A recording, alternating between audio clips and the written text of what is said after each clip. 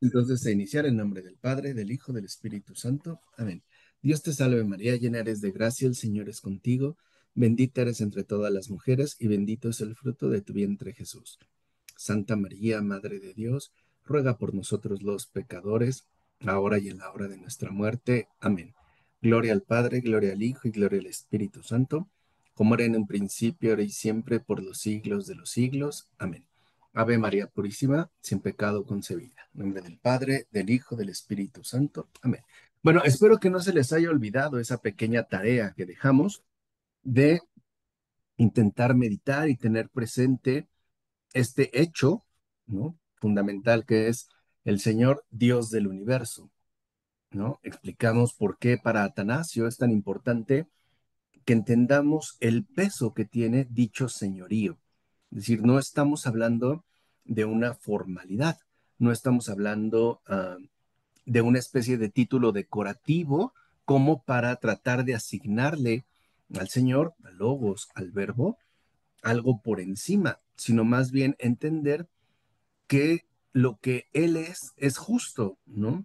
Lo que le otorga este título. Hola Edgardo, bienvenido, qué milagro. Hola. No, ya ves, ya hasta no puedes ni hablar, no te digna. Sí nos vamos a ver en extraordinario, ¿eh? De hecho, vamos a tener que hacerte un examen sobre, es la IA, exacto, la inteligencia artificial de Atanasio. Pero bueno, qué bueno que estés por aquí, un abrazo. Entonces, decía que en ello, ¿no? Es muy importante porque eh, nuestro modo de ver el universo es muy diferente. Y este modo, digamos, está condicionado por estos planteamientos teóricos que han insistido, por lo menos ya con fuerza desde el siglo XVII, en que el universo es una especie de máquina que funciona por cuenta propia y que incluso tiene sus propias leyes. O sea, lo que quiero decir de fondo es que tenemos una visión cientificista, mecanicista, determinista, donde las cosas ocurren porque así tienen que suceder, porque así está, digamos, dado, ¿no? Eh, el universo y su funcionamiento depende pues de estas leyes. O sea, en pocas palabras, tendemos a ver las cosas como si se tratara de un hecho enteramente natural. Y lo que nos repite Atanasio, es decir, en lo que insiste Atanasio, es que no es así. O sea, que en realidad el universo se mantiene por la voluntad, por el poder, por la bondad del que ha creado todo y además lo preside todo. Y esto es diferente, o sea, Dios no creó el universo, digamos, como una especie de maquinita donde le da cuerda para que funcionara por sí. No, Dios crea el universo y además lo sustenta, lo preside. Por ejemplo, dice San Atanasio que por voluntad y el poder de quien preside y dirige el universo, el verbo divino del Padre, gira el cielo y se mueven las estrellas. El sol brilla y la luna sigue su curso. Él ilumina el aire, calienta el éter y hace que soplen los vientos. Por él se elevan las montañas, tendiendo hacia la altura. Las olas azotan el mar y los animales que lo habitan reciben su alimento. Él hace que la tierra permanezca inmóvil y de frutos.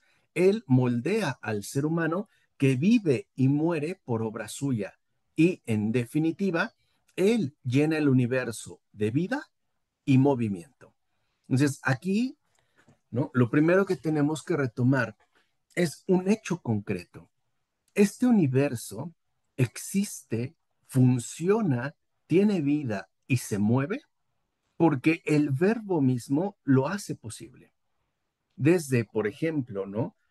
Cuando cae una lluvia, no solo es el caer de la lluvia, el hecho de que cada gota, por ejemplo, resbale en cada hoja y cada hoja se mueva, es posible por el sustento del verbo.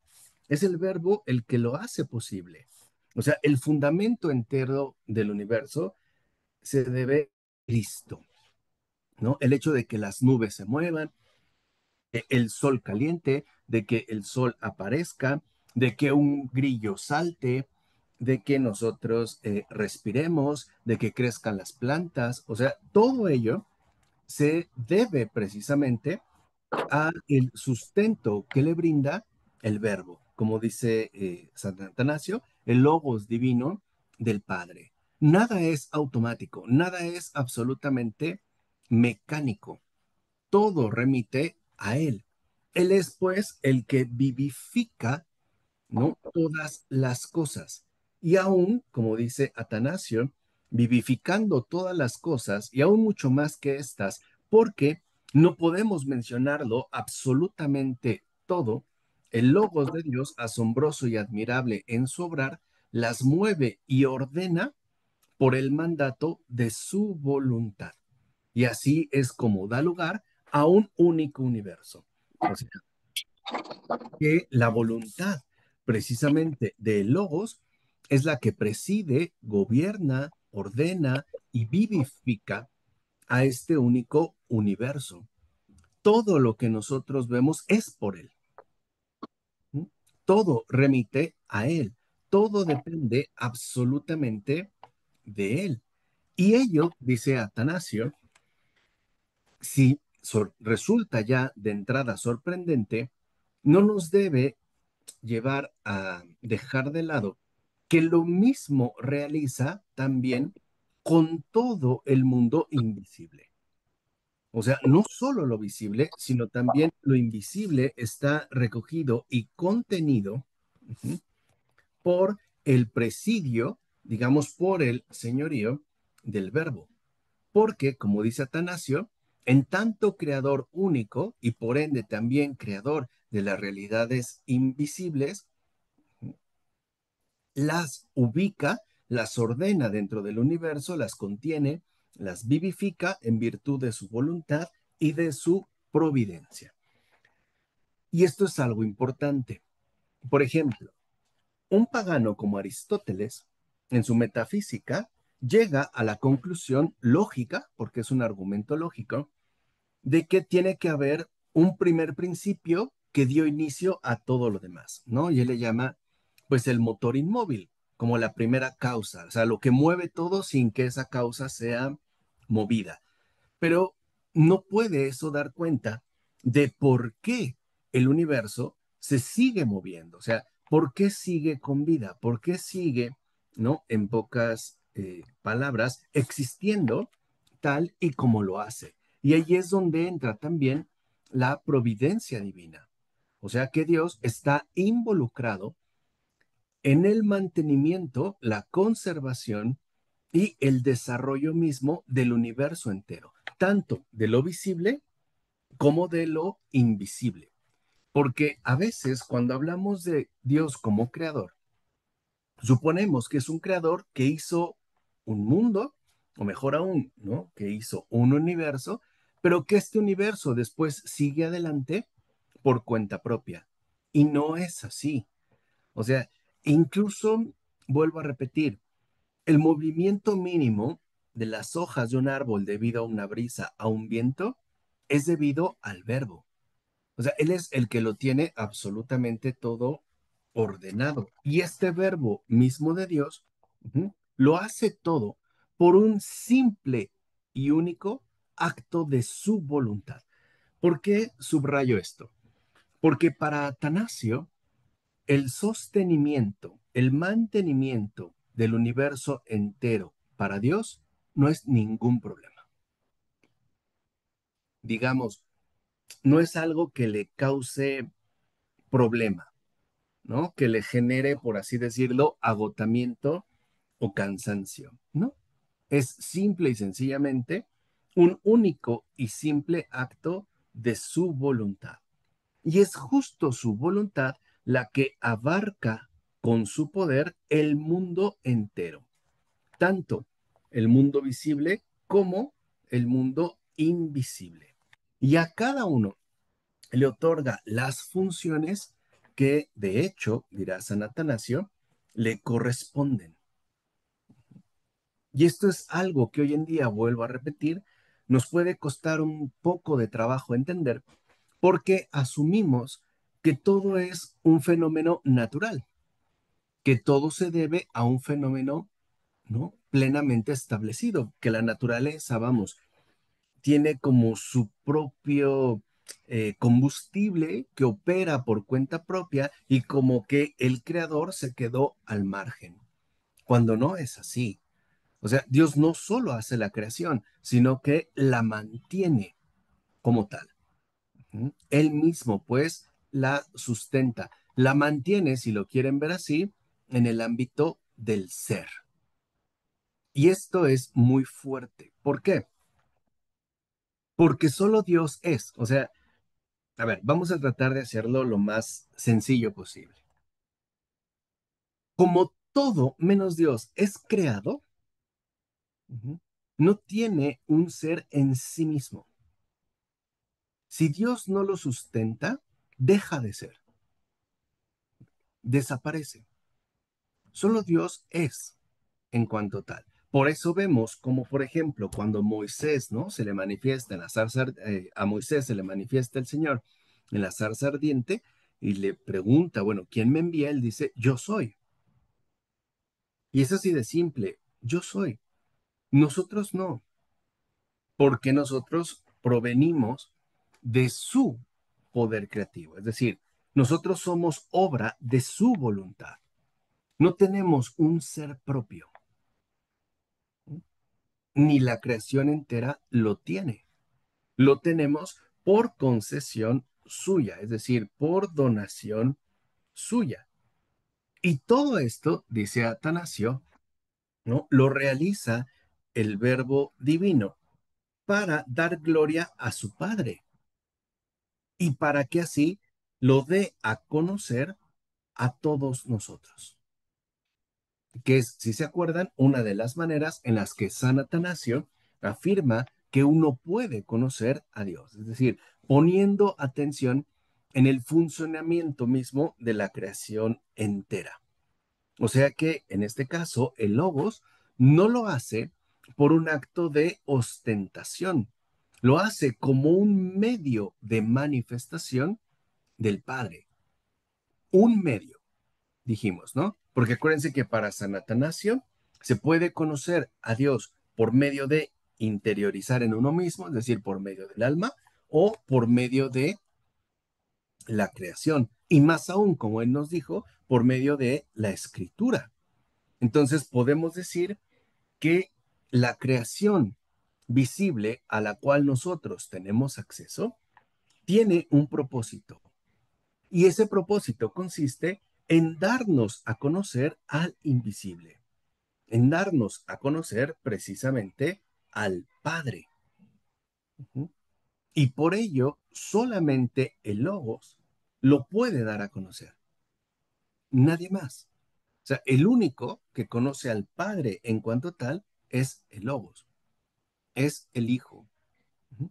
Y esto él mismo lo dijo, ¿no? Cuando menciona que nadie conoce al Padre sino el Hijo, y aquel a quien el Hijo se lo quiera dar a conocer. ¿Cómo lo quiere dar a conocer? Por medio precisamente, por ejemplo, en este caso, de la creación. Por ello tampoco es casual que en todas las culturas humanas, y muy en particular en las culturas antiguas, se tuviera la intuición de un poder creador supremo. Es decir, de que tenía que haber alguien detrás, incluso involucrado con esta realidad de la cual nosotros también ciertamente formamos parte. Ujú. Y aquí, dice Atanasio, esto nos permite comprender por qué el logos es también el que da a conocer al Padre y por ende es su intérprete, o sea, el que nos lo vuelve accesible. Incluso, ¿no? Es el mensajero de su Padre. Y aquí hay que hacer una precisión. La palabra que utiliza Atanasio, recuerden que Atanasio escribe en griego, ¿no? La palabra que utiliza Atanasio al hablar de mensajero es ángelos o ángelos. Ujú. La palabra ángel o ángeles, eso significa mensajeros. Y por ello no les llama a lo que nosotros llamamos ángeles, ángelos, Les llama potestades invisibles, seres invisibles que tienen, digamos, un estatus definido, pero no les llama ángeles, porque para Atanasio el único mensajero del Padre es el Verbo, porque solo el Verbo lo puede dar a conocer, solo el Verbo lo vuelve accesible, solo, vamos, solo el Hijo, en tanto Hijo, es capaz de revelar al Padre. Y por eso, para Atanasio, Cristo es el mensajero del Padre, es el ángelos del Padre, el que lo anuncia, pues, ¿no? Pero que no lo anuncia como alguien que no conoce, sino que lo anuncia como aquel que lo revela, aquel que en efecto lo pone de manifiesto. Y dice Atanasio, para que esto pueda entenderse, ¿no? Podemos observar lo que sucede entre nosotros mismos. Por ejemplo, cuando los seres humanos pronuncian una palabra, adivinamos o suponemos que esa palabra pronunciada remite a una instancia distinta, por ejemplo, al intelecto. Y nosotros, al escuchar la palabra, podemos ciertamente suponer que esa palabra proviene de otra instancia, en este caso, el intelecto. Y nuestra razón es lo que nos permite, digamos, captarlo. Pues lo mismo sucedería ciertamente con el logos, es decir, con Cristo. Cristo es el mensajero del Padre, porque es el que nos lo da a conocer y el que nos lo revela. Solo Él lo puede hacer como tal, digamos, eh, en sentido pleno. ¿Mm? Nosotros no. O sea, no tenemos, pues, por ejemplo, este tipo de acceso. En cambio, él sí. Y recuerden que en este texto, ¿no? Atanasio está discutiendo y está mostrando cómo los paganos han errado en los planteamientos elaborados, porque se han dejado llevar por sus propias fantasías, cuando incluso la creación entera nos habla de otra cosa muy distinta. En pocas palabras, hemos perdido de vista que la creación es un símbolo, es algo simbólico. ¿Qué significa esto? Que es algo concreto cuyo significado es mayor que el que podemos suponer y asumir en un primer momento. Tiene un significado. Ujú. Eso es un símbolo. Recuerden, la palabra símbolo es lo que reúne, lo que junta, ¿no? Eso es lo simbólico. Tiene, si lo quieren ver así, ciertamente un carácter simbólico. Absolutamente todo. Es decir, todo tiene un significado que nosotros hoy en día hemos perdido. Quiero poner un ejemplo muy básico. Para los medievales, por ejemplo, que eran muy expertos en la cuestión simbólica, el que hubiera estrellas en el cielo durante la noche era un mensaje, tenía un significado. Y el significado era claro. Aun cuando atravesemos momentos oscuros a lo largo de la vida, siempre estamos acompañados por pequeños destellos de luz, es decir, nunca estamos del todo abandonados, aun siendo de noche. Tal vez no tenemos la luminaria que nos gustaría como el sol en pleno día, pero sí tenemos pequeños elementos que nos invitan a mantenernos firmes en la confianza debida a Dios. Es decir, para un medieval, ver un cielo estrellado era un consuelo. Ahora yo les pregunto, para nosotros ver un cielo estrellado, ¿qué significa? Nada, nada más allá de algo bonito, incluso algo excepcional, porque en nuestro entorno urbano, con tanta contaminación lumínica y smog, ver un cielo estrellado es difícil. tendríamos que irnos a zonas, ¿no? Digamos, no urbanizadas o alejadas de las ciudades habituales. Y lo veríamos como un espectáculo bonito, pero pues en realidad no nos dice nada más. Ujú. En pocas palabras, nuestra comprensión del mundo y por ende nuestra experiencia del mundo se ha visto empobrecida. Tenemos una experiencia muy empobrecida del mundo, porque para nosotros es algo mecánico, inerte, que no nos dice mucho, pero eso es algo moderno, o sea, digamos, eso es algo que se fue como eclipsando, ¿no? Lo simbólico a favor de o por efecto de un perfil explicativo donde aparentemente nada tiene algo de especial o algo de excepcional. En pocas palabras, tenemos anemia de lo sobrenatural, del misterio de lo sobrenatural. Para nosotros, ver crecer una semilla es de lo más normal del mundo, cuando en realidad es un milagro. Eso es lo que quiero que entiendan. Cada acto, cada gesto, cada acontecimiento en esta creación es un milagro. Incluso ver volar una mosca es un milagro, porque es obra de la voluntad divina, momento a momento. ¿Se entiende lo que quiero decir? O sea, Dios como creador no solo quedó atrás, está también por delante, digamos, dándonos, ¿no? Esta posibilidad de seguir siendo seres existentes a cada instante. Por eso vuelvo a repetir, nuestra propia, ¿no? experiencia del mundo es una experiencia extremadamente empobrecida. Piensen, por ejemplo, el auge que tiene, ¿no? El reloj.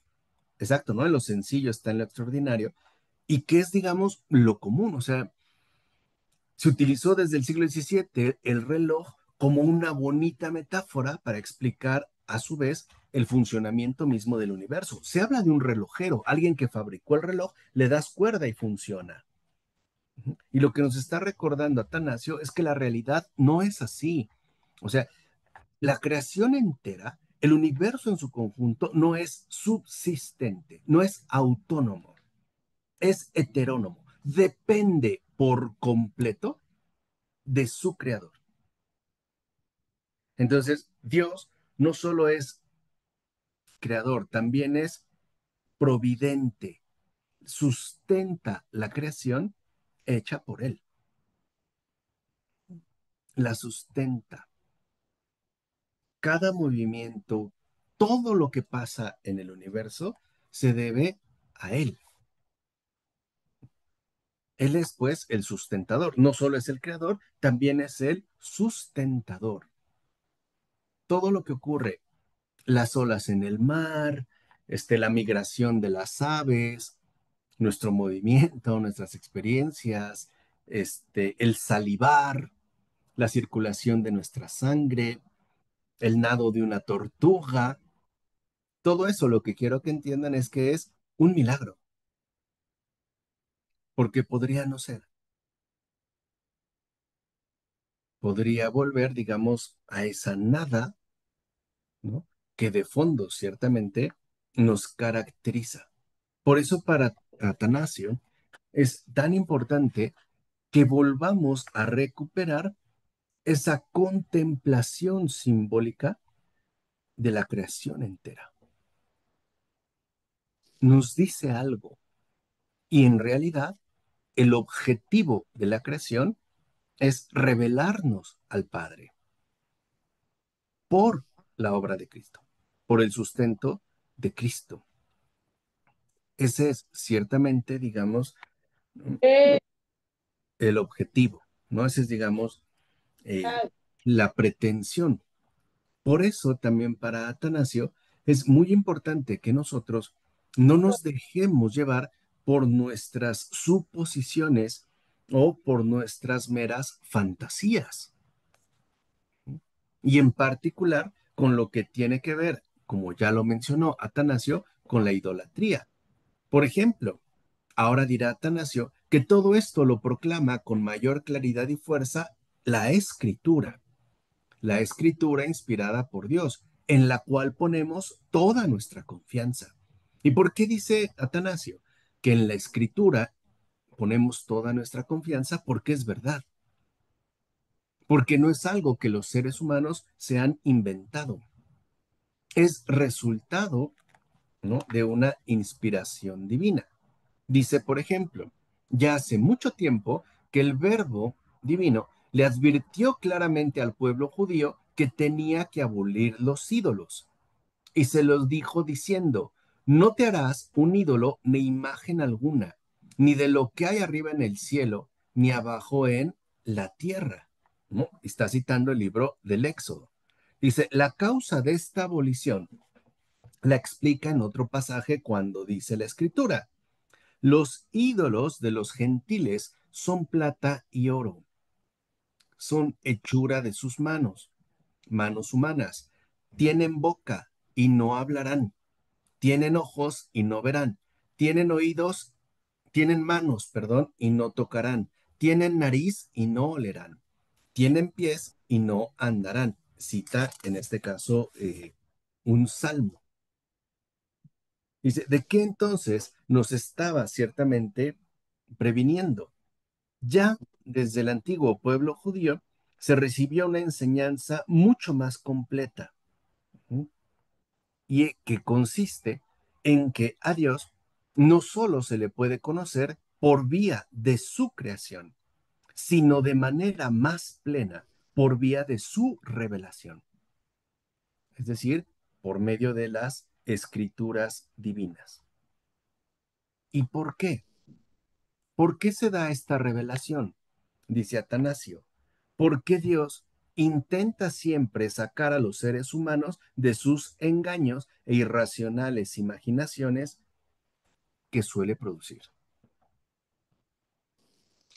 Es decir, es muy fácil que nos desviemos, ¿no? Es muy, muy fácil fantasear. Es muy fácil teorizar. A veces quizá nos podremos acercar, pero la verdad no es algo que esté a nuestro alcance, no es algo que vamos a alcanzar por cuenta propia, es algo que solo se nos puede conceder, es algo que solo se nos puede revelar. ¿Mm? Esa es la revelación y esa es la gran ventaja que tuvo el pueblo hebreo con respecto al pueblo pagano. Por ejemplo, en los pueblos paganos, en los griegos, al menos los filósofos, llegaron a una conclusión. Se habla de dioses, pero tiene que haber un solo Dios. O sea, intelectualmente eran monoteístas y culturalmente politeístas. En el caso del pueblo de Israel, la cosa ya es diferente, porque ahí no se trata de suposiciones, se trata, ¿no?, de lo que Dios mismo ha establecido.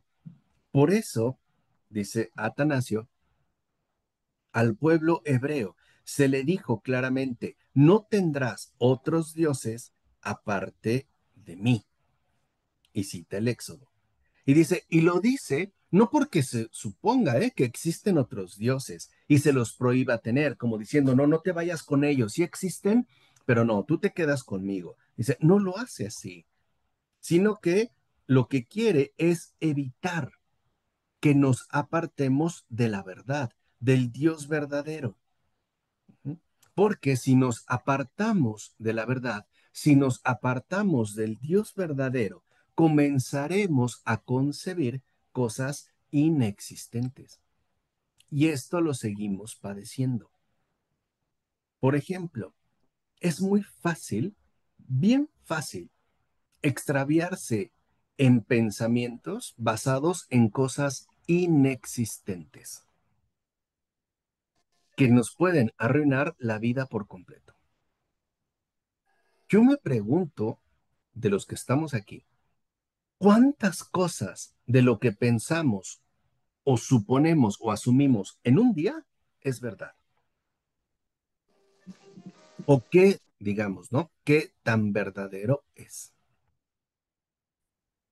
Por no hablar ya, digamos, de situaciones más eh, elaboradas. Pero si nosotros nos apartamos del Dios verdadero, empezaremos a quedar atrapados en cosas inexistentes, en enredos, en falsedades, en mentiras, en los propios pensamientos que tanto nos pueden llegar ciertamente a trastornar. Incluso, dice Atanasio, si ponemos atención al texto que acabamos de leer, no tendrás otros dioses aparte de mí. Vemos que dice, no tendrás otros dioses. Y con ello demuestra que no son dioses, porque se refiere al futuro, algo que después va a ser, en este caso, ¿no? Elaborado. Así que cuando estas palabras se pronuncian, se nos está ciertamente previniendo contra este cúmulo de falsedades en el cual podemos incurrir.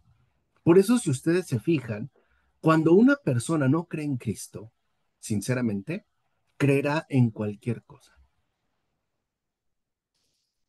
Qué fácil es por eso caer en la superstición.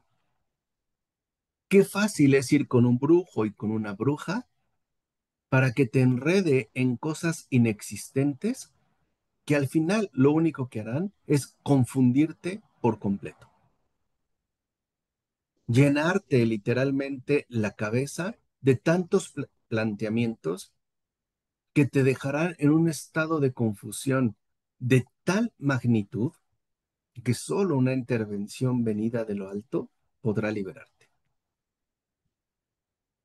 Hay gente que incluso ve cosas que no son. Por ejemplo, a veces llegamos al trabajo y estamos convencidos de que a tal persona o a esa otra le caigo mal por la forma en la que me mira. Y estoy convencido o convencida, ¿eh? Es más, lo aseguro, no tengo duda. Y lo que a continuación nos preguntamos es, ¿de dónde viene ese pensar? ¿En dónde lo estoy sosteniendo? Local. Es decir, digamos, ¿no? En pocas palabras, ¿en qué lo estoy sustentando para acabar pronto?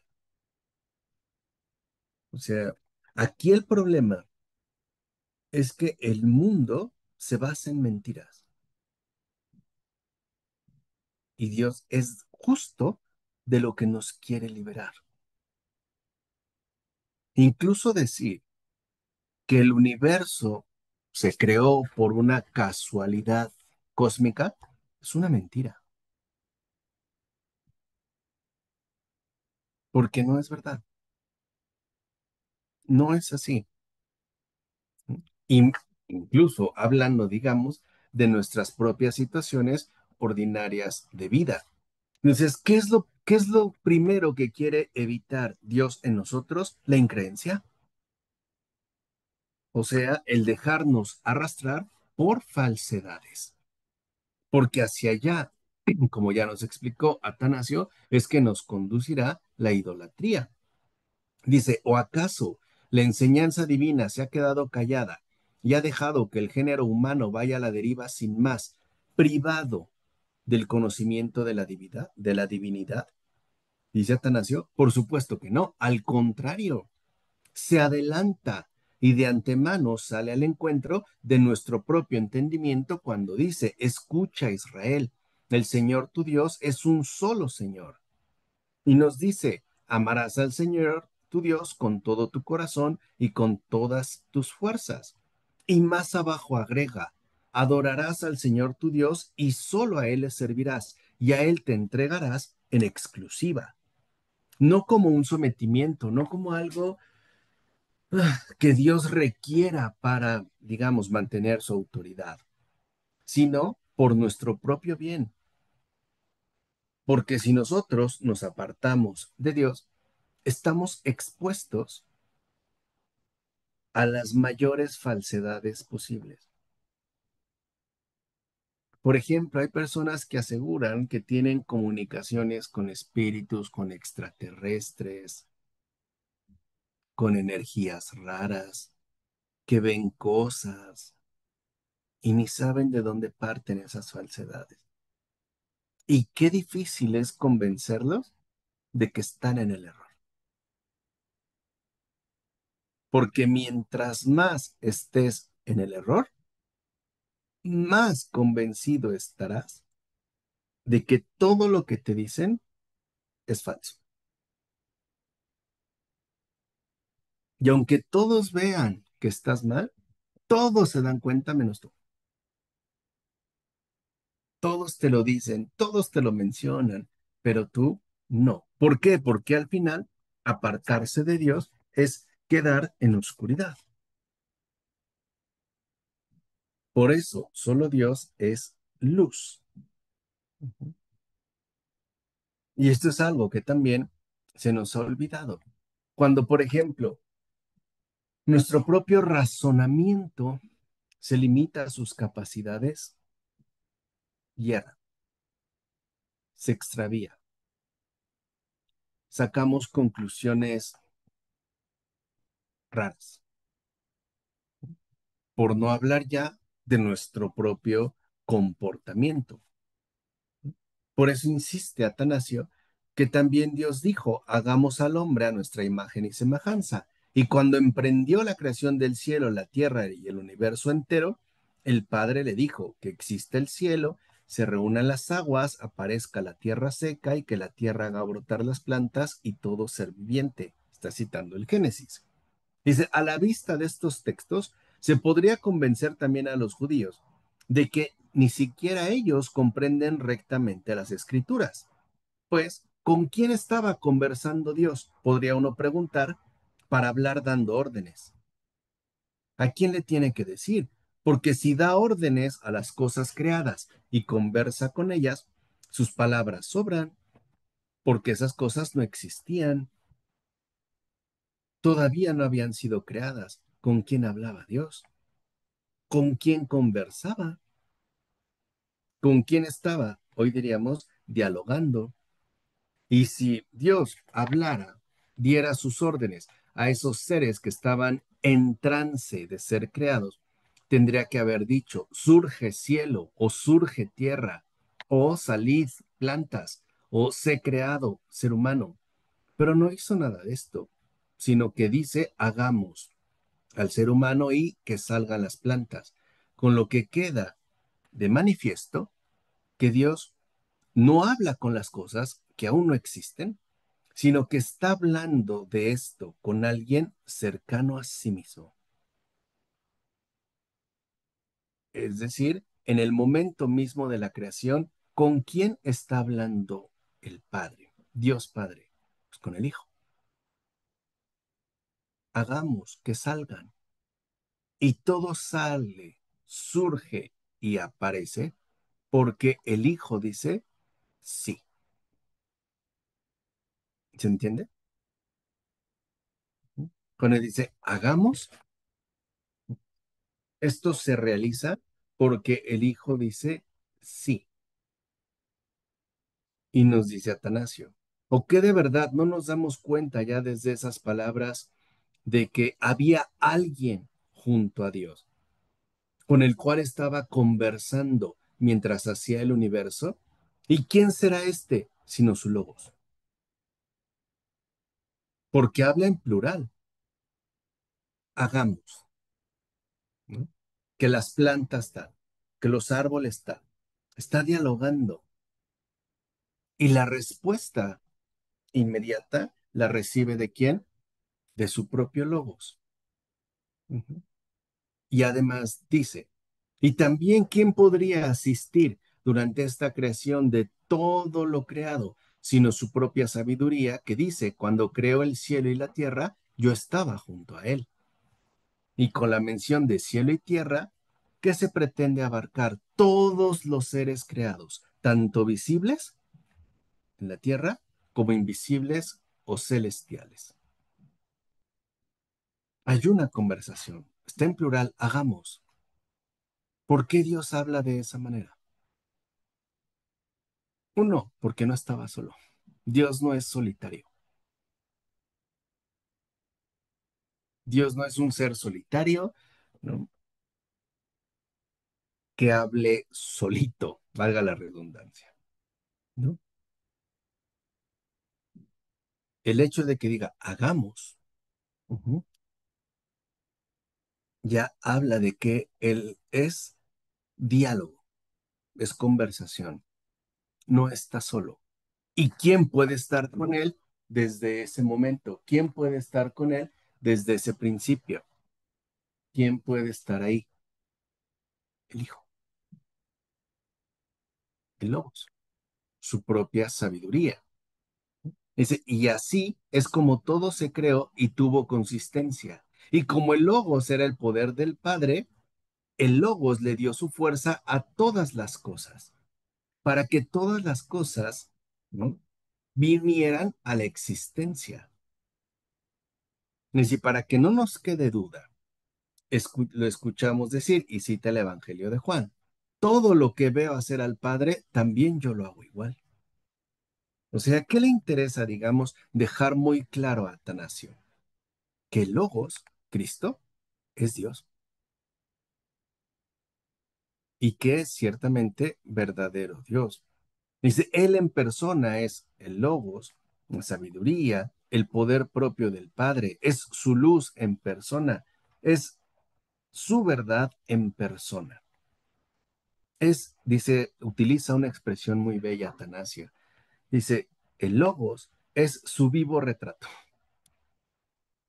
No sé si les ha tocado ver, no sé, a hijos o hijas que dicen, es igualito, es su vivo retrato, no hay, está un clon, pues diríamos, está su cloncito, así. El Logos es el vivo retrato del Padre. Por eso solo el Logos lo manifiesta, literalmente lo expone, porque es su único hijo, su imagen exacta, su imagen perfecta, su vivo retrato. Por eso ya concluye Atanasio diciendo, igual que es el verbo y la sabiduría del Padre, así también desciende al nivel de los seres creados. ¿Y para qué lo hace? Para que con toda seguridad alcancen los seres creados el conocimiento y la idea de su propio creador. Ujú. Y que entiendan que este conocimiento no es más que la santidad misma, y la santidad misma es la vida misma. Esa es la vida. Aquello pues que Dios nos ofrece. Eres la puerta, el pastor, el camino, el rey, la guía, el salvador universal, el dador de vida, la luz y la providencia para todas las cosas. Y el Padre, al tener un hijo tan bueno, creador, salido de sus entrañas, no se lo ocultó a los seres creados, haciéndolo invisible, sino que literalmente, ¿no?, lo puso a su disposición. En él y por él se manifiesta el Padre a sí mismo. O sea, que el Padre y el Hijo son uno. Y está citando el Evangelio de Juan. Dice, de ahí pues que nada se encuentra al margen del Hijo. Nada. Porque todo depende de él. Todo depende del Logos. El problema es que los insensatos lo rechazan. No lo reconocen. No quieren su conocimiento. No quieren la luz. No quieren la verdad. Y por eso prefieren tributar honores a seres inexistentes, a fabulaciones suyas, en lugar de comenzar por seres reales. Y por eso, dice Atanasio, en lugar del Dios que realmente existe, divinizaron cosas inexistentes. Por eso no olvidemos que igual que quien piensa así está loco y excede toda locura, tampoco me parece que estén en su sano juicio los que no reconocen a Dios y veneran a su verbo, que es el Salvador de todos, nuestro Señor Jesucristo. Por eso dirá Atanasio, si diriges toda eh, tu vida hacia Él, si diriges hacia Él tu fe y tu piedad, tú que eres un enamorado de Cristo, entonces alégrate y llénate de esperanza, porque el fruto de la fe en Él y de la piedad es la inmortalidad, el reino de los cielos, que es lo que Dios nos ofrece, con tal que el alma se conforme a sus leyes.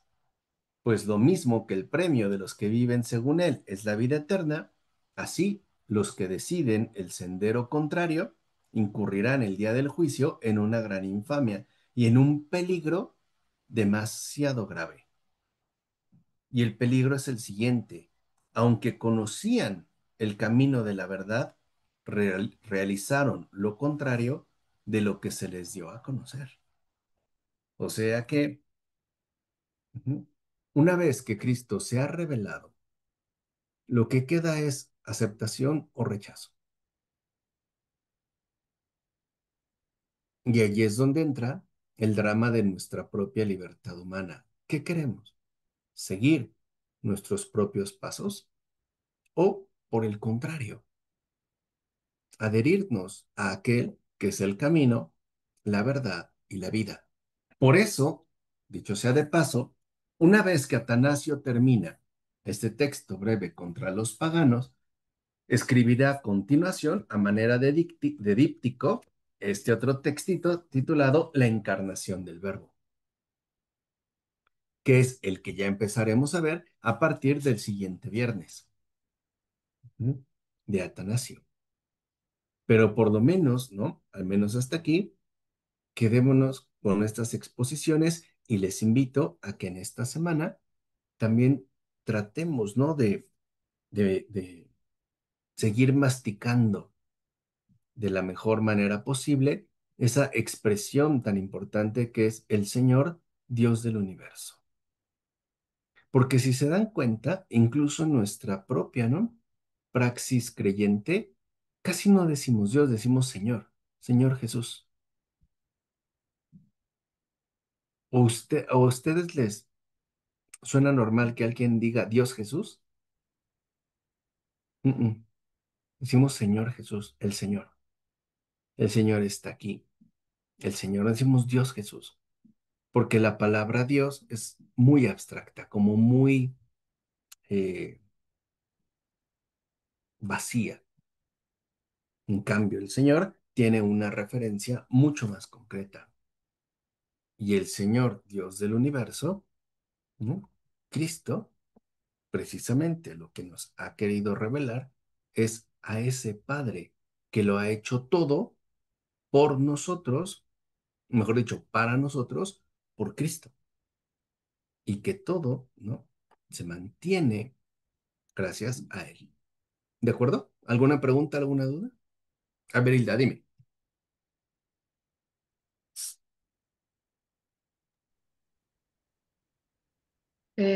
Bueno, es que me surge así como, es así como un cuestionamiento de, digo yo, por ejemplo, cuando pasan desastres naturales, digo, yo entiendo que todo siempre pues es voluntad de Dios, que muchas veces hasta pues nos asombramos del poder, o sea, del poder de Dios.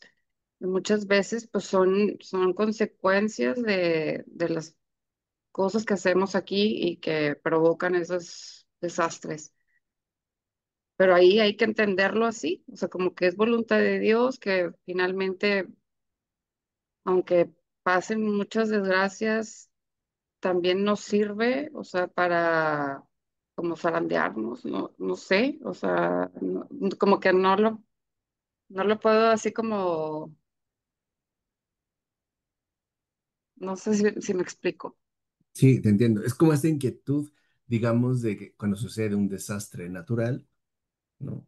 En realidad, pues es rara la expresión, porque los desastres como tal no son naturales, o sea, casi siempre está implicado el ser humano, ¿no? Mucho más en la actualidad.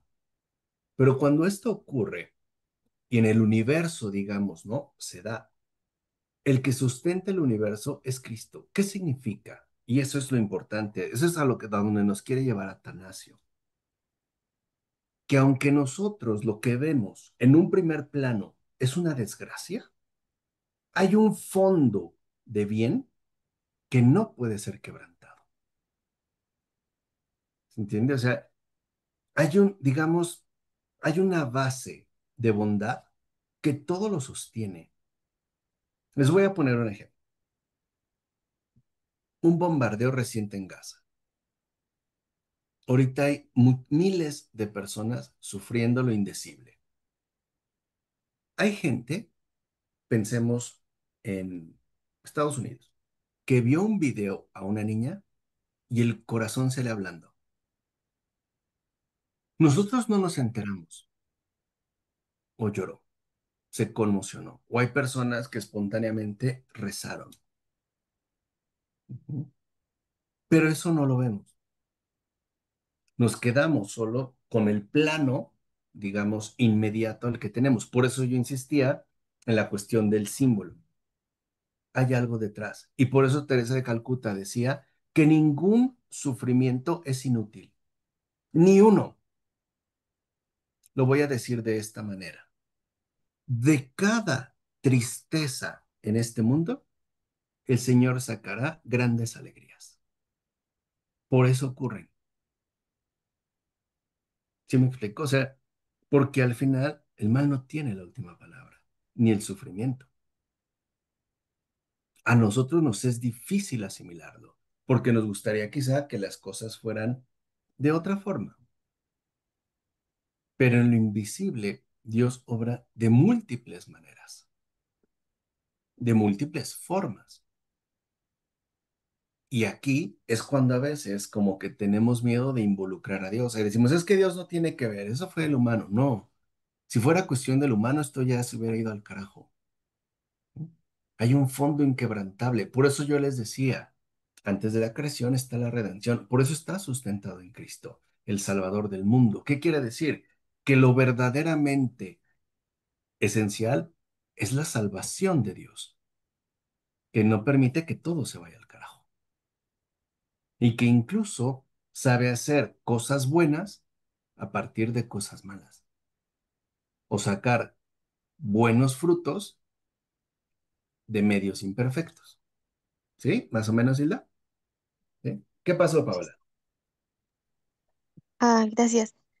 La pregunta que hizo Hilda se me hace bastante, bueno, o sea, importante o interesante. Y yo más bien como añadiría un poco a su pregunta de ella. Primero, lo que usted dice el concepto que a veces tenemos de cómo Dios ya creó las cosas y las pensamos que ya las dejó así. Me imagino que sería que lo pensamos así como cuando, a ver, se echa a andar un reloj de esos antiguos con mecanismos antiguos y que ya trabaja ahí solito porque ya bueno, el que hizo el reloj pues ya lo dejó así y ya anda. Y a veces eh, pensamos que Dios es así, ¿no?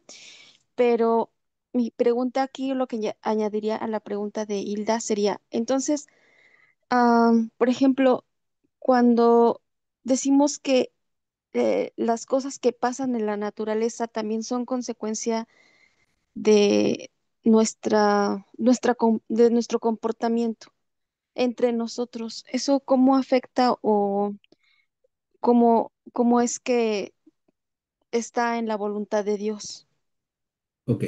Está en la voluntad de Dios desde el hecho de que su creación no está hecha por partes, sino que es un universo vinculado por una colaboración mutua.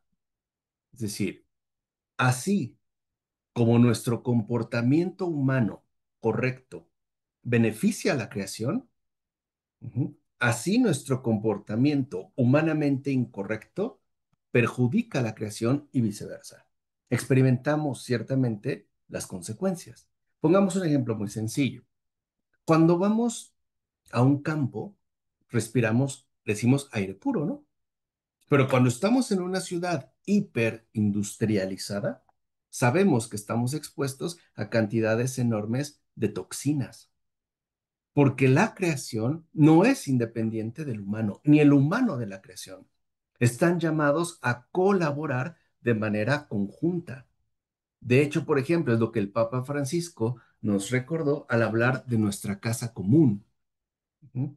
Lo que vemos en la naturaleza es también resultado de nuestro desvarío, o sea, de nuestro extravío, si lo quieres ver así, de nuestra caída.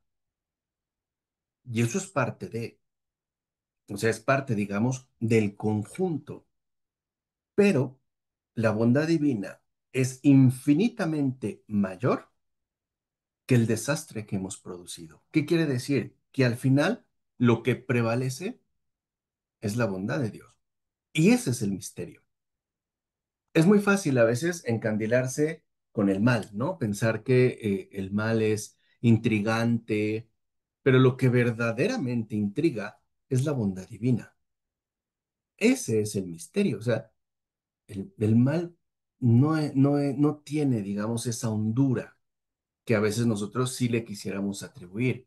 Es el bien, lo que verdaderamente es un abismo incomprensible, ¿no? Aunque eso a nosotros humanamente nos escandaliza. Por ejemplo, yo creo que en algún momento todos nos hemos cuestionado por qué Dios le da un margen tan amplio al mal. ¿Por qué no le pone límites más claros, por ejemplo? Y ahí es cuando entra, digamos, la actitud de fe. Dios sabe lo que hace. Dios sabe lo que hace. Porque Dios es bueno. Porque Dios es un Padre. Aunque a lo mejor a nosotros, vuelvo a repetir, nos gustarían las cosas de forma diferente. Recuerden que al ser humano se le coloca, ¿no? En la cima de la creación para custodiarla, para cuidarla. Y la creación responde. Por ejemplo, cuando tú siembras algo de manera adecuada, pues tienes muy buena cosecha. Cuando tú la descuidas, pues la creación también no avanza. Es una especie, digamos, de relación cercana, ¿no? Y sufrimos mutuamente. Si el ser humano falla, la creación se descompone y la creación se descompone y repercute en el propio ser humano. Hay una vinculación, por eso les digo que no lo hace como de manera separada, así como, acuérdense, nos explicó San Atanasio que los elementos discordantes entre sí han sido colocados en una unidad de colaboración mutua, de comunión. Lo mismo pasa exactamente con el ser humano, pero nada está más allá de, digamos, de su propio poder. Ciertamente, ¿no? De su propia voluntad. Y esto me parece que también es algo que nosotros deberíamos a veces como que de tener más en cuenta, o por lo menos de intentar, ¿no? Enfocar con más intensidad y no perder, en todo caso, el rumbo. A veces uno le pregunta a Dios, ¿por qué? Pero creo que la pregunta no es, o a veces decimos, ¿no? ¿Por qué Dios permitió esto o aquello? La primera pregunta no es por qué Dios permitió eso, sino por qué el ser humano lo hace, por qué lo hizo. Y ahí es también donde hay una responsabilidad mutua, ¿no? Donde también interviene pues, las decisiones que tomemos, a pesar de las consecuencias que tengan. Pero aún así, Dios está de por medio. Dios es esa garantía ujú, de que de fondo nada está perdido, aunque a nosotros ciertamente nos parezca que sí. Por ejemplo, en las otras clases que estamos viendo, veremos ejemplos muy llamativos donde eh, reporteros que llegaron con los aliados a esos paisajes devastados en ruinas, ¿no? De las Europas que acababan de terminar la guerra, ¿saben qué les llamaba la atención? Que en un campo lleno de cadáveres y tanques había pájaros cantando. Había un cielo azul y un sol brillando.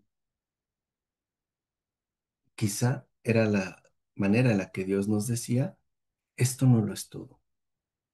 No se preocupen,